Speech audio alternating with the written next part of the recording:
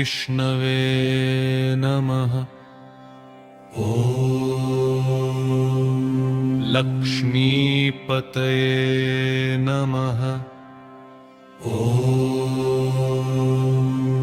कृष्णाय नमः।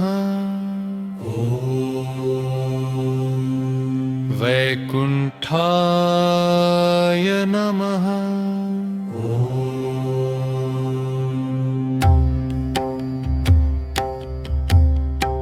गरुडध्वजाय नमः। ॐ परब्रह्मणे नमः। ॐ जगन्नाथाय नमः। ॐ वासुदेवाय नमः। ॐ त्रिविक्रमाय नमः। ॐ दैत्यान्तकाय नमः। ॐ मधुपतये नमः। ॐ तार्क्ष्यवाहनाय नमः। ॐ सनातनाय नमः। ॐ नारायणाय नमः। ॐ पेन्द्रनाभाय नमः। ॐ ऋषिकेशाय नमः। ॐ सुधाप्रदाय नमः। ॐ माधवाय नमः। ॐ पुण्डरीकाक्षाय नमः। ॐ स्थितिकर्त्रे नमः। ॐ परात्पराय नमः।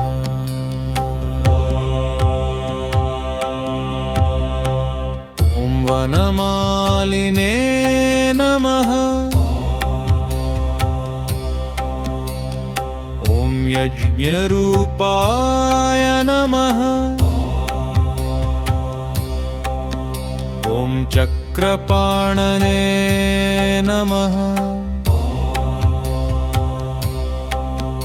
ॐ गदाधराय नमः।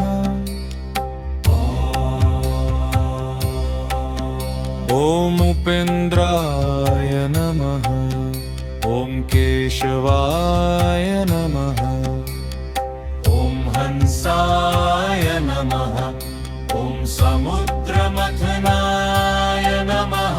ॐ हरे नमः। ॐ गोविन्दाय नमः। ॐ ब्रह्मजनकाय नमः। ॐ कैटभासुरमर्दनाय नमः। ॐ श्रीधराय नमः। ॐ श्रीधराय नमः। ॐ कामजनकाय नमः। ॐ शेषशायिने नमः।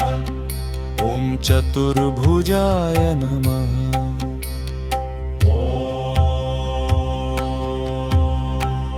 ॐ पौन्मतन्यधराय नमः।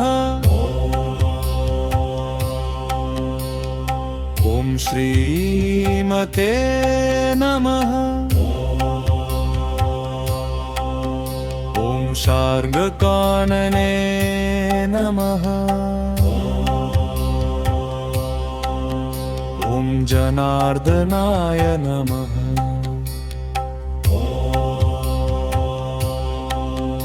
ॐ पीताम्बरधराय नमः। ॐ देवाय नमः। ॐ सूर्यचन्द्रविलोचनाय नमः। ॐ मत्स्यरूपाय नमः। ॐ कूर्मतनवे नमः। ॐ वराहरूपाय नमः। ॐ निकेसरिणे नमः।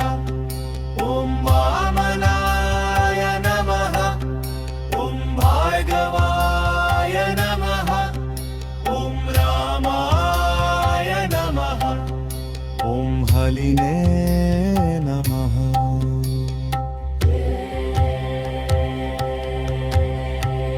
ॐ कल्किने नमः। ॐ हयग्रीवाय नमः। ॐ विश्वम्भराय नमः। ॐ शिशुमाराय नमः। ॐ श्रीकराय नमः। ॐ धिव वज्राय नमः ॐ वच्चताय नमः ॐ वरन्ताय नमः ॐ मुकन्दाय नमः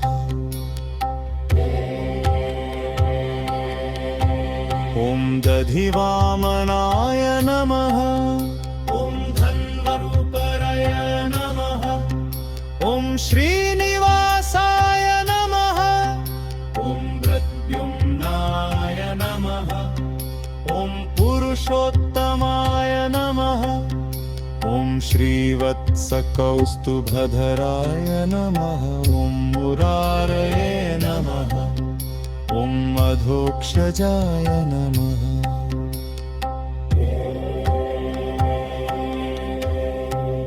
ॐ मोहिनीरूपधराय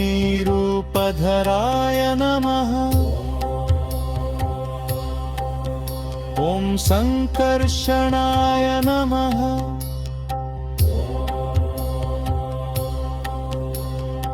ॐ पृथवे नमः ॐ क्षीराब्धिशायिने नमः ॐ भूतात्मने नमः ॐ अनिरुद्धाय नमः ॐ भक्तवत्सलाय नमः ॐ नराय नमः ॐ गजेन्द्रवरदाय नमः ॐ त्रिधाम्ने नमः ॐ भूतभावनाय नमः ॐ श्वेतद्वीपवासिने नमः ॐ सूर्यमण्डलमध्यगाय नमः ॐ सनकादिमुनिध्ययाय नमः ॐ मधुपते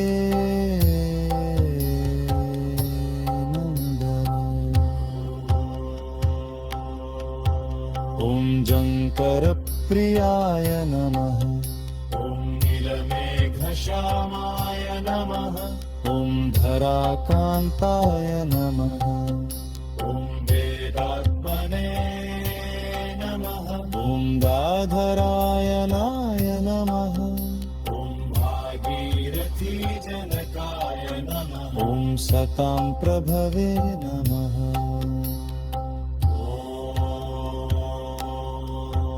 ॐ सभुवे नमः ॐ घनश्यामाय नमः ॐ मत्नया